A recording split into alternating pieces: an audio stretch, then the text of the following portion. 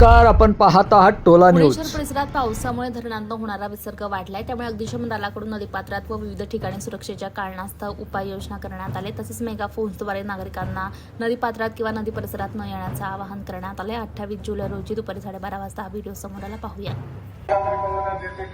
नदी पात्रामध्ये 21,000 क्युसेसने पाणी सोडण्यात आलेले आहे। तरी सर्व नागरिकांना विनंती आहे की नदी पात्रामध्ये कोणीही आपल्या जनावरांना किंवा वाहन पार करू नये। जर केलं असेल तर त्वरित काढून घ्यावे। नदी पात्रामध्ये कोणीही येऊ नये। सर्व नागरिकांना विनंती करण्यात येते की नदी पात्रामध्ये 21,000 क्युसेसने पाण्याचा विसर्ग करण्यात आलेला आहे।